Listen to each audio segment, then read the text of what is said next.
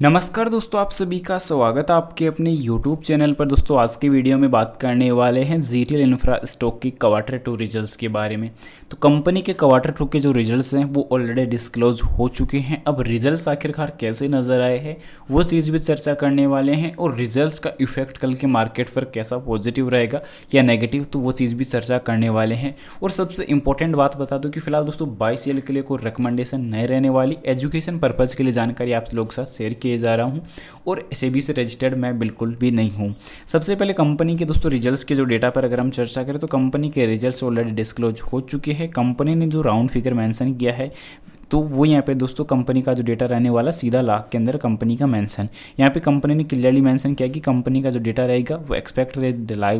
जो लाख के अंदर रहने वाला है। अब इस रिजल्ट के लिए जो रहने वाला डेटा जो है वो कहीं ना कहीं काफ़ी वीक नज़र आया है। सबसे पहले कंपनी के रेवेन्यू पर अगर हम चर्चा करें तो पिछला रिजल्ट्स का रेवेन्यू रहने वाला है 332 करोड़ का। अगर सीधे सीधे मैं आप लोग को करोड़ में कन्वर्ट करके बता रहा हूँ तो यहाँ पे कंपनी का इस रिजल्ट के लिए क्वार्टर टू के लिए जो रेवेन्यू रहने वाला है 336 करोड़ का, यानी कि पिछले रिजल्ट के मुकाबले इस रेवेन्यू में कुछ बढ़ोतरी फिर से नजर आई है। अब कंपनी के खर्च भी नजर आए होंगे, उतार चढ़ाव भी नजर आए होंगे, तो कहीं ना कहीं वो चीज़ें हमें प्रायोरिटी जो है वो फिर से नजर आई। पर अभी कंपनी की इस रिजल्ट के लिए दोस्तों जो प्रॉफिट लॉस का जो डेटा निकल के आता है तो वो काफ़ी वीक नजर आया, क्योंकि loss of the period of the year इसमें अगर हम चर्चा करते हैं तो कंपनी का जो रिजल्ट निकल के आया है तो वो काफ़ी वीक रहने वाला है। क्योंकि सबसे मेन चीज़ ये देखने को मिली कि पिछला रिजल्ट के अंदर दोस्तों जो लॉस हुआ था 202 करोड़ का, और इस रिजल्ट के लिए जो रहने वाला है 214 करोड़ का, यानी कि लॉस में फिर से बढ़ोतरी नजर आई है। क्योंकि पहले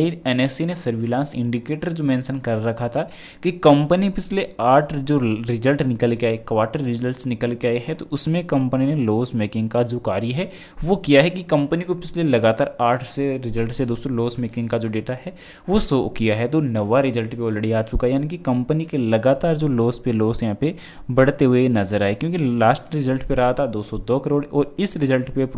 लॉस निकल के आया है 214 करोड़ का। अब कंपनी ने कुछ जो कमियां है, कुछ चीज़ें जो है वो मेंशन की है कि कंपनी को इस रिजल्ट के लिए प्रॉफिट क्यों नहीं हुआ। तो कंपनी को दोस्तों इस रिजल्ट के लिए जो प्रॉफिट ना होने का जो सबसे बड़ा जो मेन रीजन जो कंपनी ने यहाँ पे ठहराया है तो उसमें देखने को मिल रहा है कि कंपनी के रिजल्ट्स ऑलरेडी मेंशन कर दिए गए हैं, और ना आने का रीजन जो प्रॉफिट मिलने का जो ना रीजन था वो कुछ यहाँ पे देखने को मिल रहा है। तो सबसे मेन चीज़ यहाँ पे देखने को मिल रही है कि कंपनी को कोई प्रोजेक्ट नहीं मिला। क्योंकि यहाँ पे देखने को मिलने वाला है कि कंपनी को फर्स्ट टाइम से the company lost their substantial number of tenancies I their last few years due to various events which the beyond management controls to shut down exit of 14 telecom customer including Aircel group, Reliance Communication, Shyam Sistema and Tata Tele Service यानी कि TTML, business combination of the Vodafone Idea, Telenor, Airtel इत्यादि कुछ जो telecom कंपनियां थी। तो इस उनका जो बिजनेस था, उनकी जो एक जो पार्टनरशिप थी या कह सकते हैं कि उनकी जो डील्स हमें मिल रही थी तो वो मिलना बंद हो चुकी है। कंपनी के जो ग्राहक हैं वो टूट चुके हैं, तो इस वजह से कंपनी को प्रॉफिट नहीं हो रहा, ये कंपनी ने अभी मेंशन किया है। उसी के साथ साथ कुछ और भी चीज़ें कंपनी ने इस टाइम जो मेंशन की है वो देखने को मिल रहा है कि कंपनी को जो घाटा हुआ है तो वो कहीं ना कहीं उसमें सुधार करने की जो कोशिश है वो हम फिर से करने वाले हैं, और आगे चलकर जो स्थिरता है वो हम बरकरार रखने की कोशिश करने वाले हैं। उसमें जो देखने को मिल रहा है क्या इंपॉर्टेंट चीज़ें निकल के आई है वो देखने को मिल रही है कि deficit about the development such a government support the telecom sector, BSNL 4G 5G plans, Vodafone Idea funding effect, a simplified telecom policy, tariff fix and 5G roll out preparation, expected stabilization telecom sector and boost demand of the company towers of increasing revenue EBITDA subject to depth of risk to lender से। यानी कि company ये कह रही कि उपरोक्त के बावजूद दूरसंचार क्षेत्र के जो सरकारी समर्थन बीएसएनएल की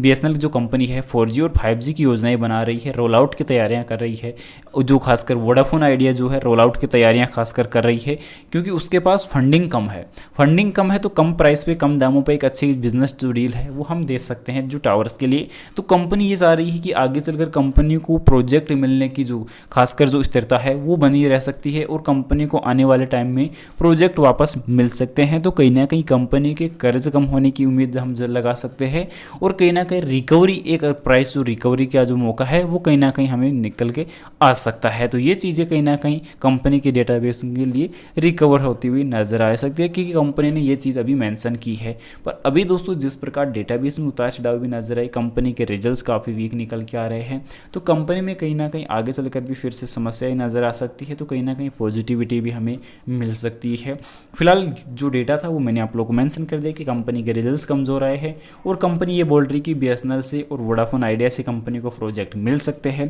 तो ये चीज़ें जो इंपॉर्टेंट थी वो मैंने आप लोगों के साथ साझा की है। और इंपॉर्टेंट चीज़ और बता दूं कि बाई सेल के लिए कोई रिकमेंडेशन नहीं रहने वाली, ओनली एजुकेशन पर्पज़ के लिए जानकारी आप लोगों के साथ शेयर कर रहा हूँ। जानकारी पसंद आई तो वीडियो को लाइक कर देना, चैनल पर नए हो दोस्तों चैनल को सब्सक्राइब कर देना, और जानकारी को ज़्यादा से ज़्यादा शेयर जरूर से कर देना। और इन्वेस्टमेंट करने से पहले अपनी फाइनेंशियल एडवाइजर से सलाह जरूर ले लेना, या अपनी खुद की पर्सनल डीप रिसर्च जरूर से कर लेना। मिलते हैं नेक्स्ट अमेजिंग वीडियो के साथ, तब तक के लिए इजाजत दीजिए। जय Shri Krishna. Thanks for watching this video.